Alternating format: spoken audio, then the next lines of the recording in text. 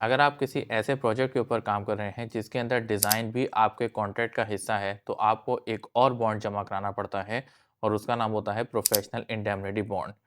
इस बॉन्ड का मकसद ये होता है कि डिज़ाइनर्स को प्रोटेक्ट किया जाए।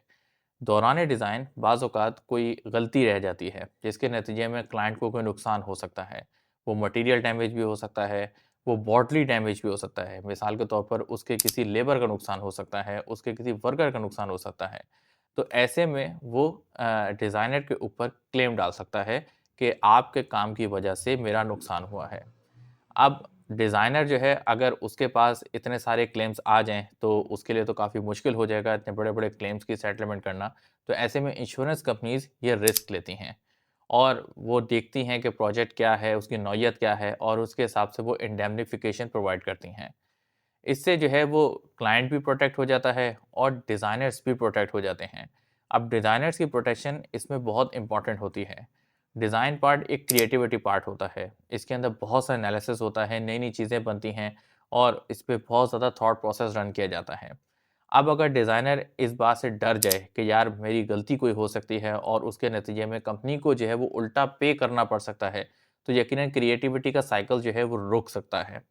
इसी क्रिएटिविटी के साइकिल को चलाते रहने के लिए इंश्योरेंस कंपनीज़ ने इस बॉन्ड को इंट्रोड्यूस करवाया है, जिसके अंदर डिज़ाइनर्स को इस बात की एश्योरिटी दी गई है कि वो गलतियाँ कर सकते हैं। कोशिश तो यही करें कि ना हो, लेकिन अगर हो जाती है, तो उस सूरत में इंश्योरेंस कंपनीज़ ये रिस्क बेयर करने को तैयार हो जाती हैं।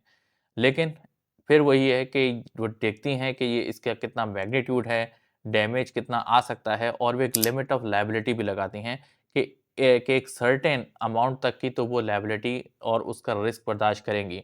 लेकिन अगर उससे बियॉन्ड का डैमेज होगा, तो उस सूरत में उस कंपनी को ही अपने क्लाइंट को पे करना पड़ेगा। ये इंश्योरेंस बॉन्ड एक बहुत ही इम्पोर्टेंट बॉन्ड होता है और ये डिज़ाइनर से भी लिया जाता है और अगर कॉन्ट्रैक्टर के पार्ट के अंदर ये शामिल है कि वो डिज़ाइन भी करके दे, ख़ासतौर पे ईपीसी कॉन्ट्रैक्ट के अंदर, तो ऐसे में कॉन्ट्रैक्टर ही ये बॉन्ड अरेंज करता है और क्लाइंट को सबमिट करवाता है। इसकी भी पॉलिसी वर्डिंग्स पढ़ना बहुत ज़रूरी होता है, चूँकि इसमें आम तौर पर क्लेम निकल ही आता है क्योंकि डिज़ाइनर जो है वो आम तौर पे कोई ना कोई मिस्टेक हो जाती है और उसके लिए फिर क्लाइंट के पास ये ऑप्शन मौजूद हो जाती है कि वो अपने डैमेजेस डिज़ाइनर या कॉन्ट्रैक्टर से क्लेम कर सकता है।